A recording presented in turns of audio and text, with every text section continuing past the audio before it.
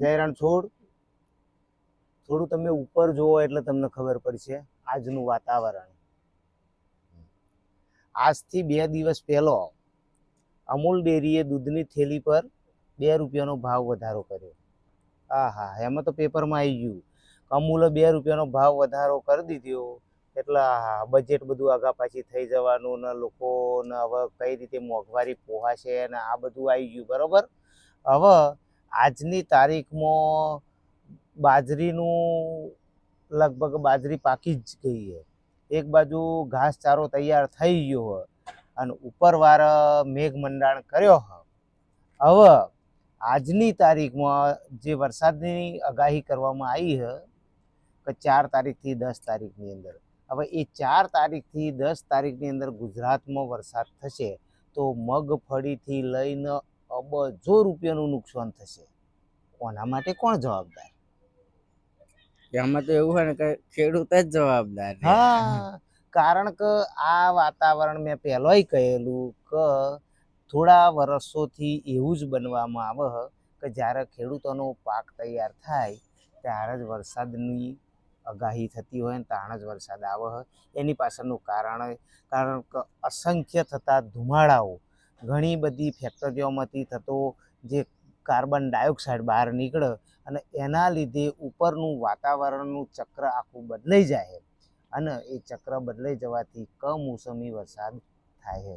હવે કમોસમી વરસાદ ફેક્ટરીઓના લીધે થતી હોય તો ખેડૂતોનો ભરપાઈ ફેક્ટરીઓ જોડે લઈને કરવી જોઈએ, પણ ના, એ તો કરવું નહીં સરકારને. બીજું કે ખેડૂતો માટે જે આ મોટી મોટી વાતો કરવામાં આવે એમાં ખેડૂતોને કશું મળતું નહીં.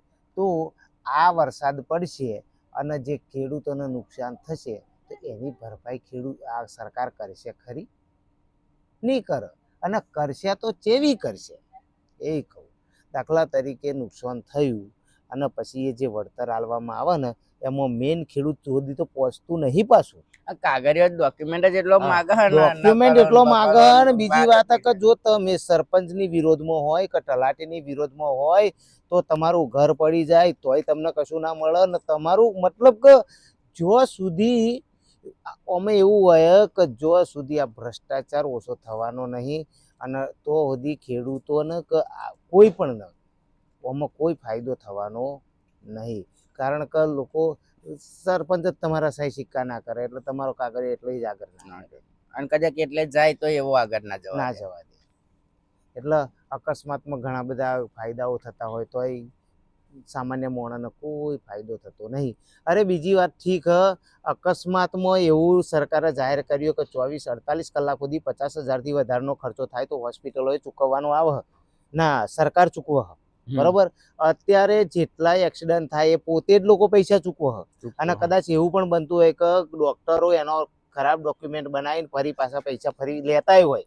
કારણ કે હજુ લોકોને જાગૃતિ જ નહીં કે 48 કલાક સુધી સરકાર ગવર્મેન્ટ પૈસા ચૂકવે અકસ્માત, એ હજુ લોકોને ખબર જ નહીં. એટલે તમારે ગમે તો અકસ્માત થયો હોય ગમે તે તો 48 કલાક સુધી 50,000થી નીચેની રકમ ગવર્મેન્ટ ચૂકવે. તમારે ચૂકવવાની રહેતી નહીં. કોઈ પણ